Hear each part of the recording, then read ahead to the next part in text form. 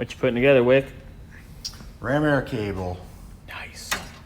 There's that little red dot on there. I don't know what that's all about. Yeah, so see if we can figure out this good boy in here.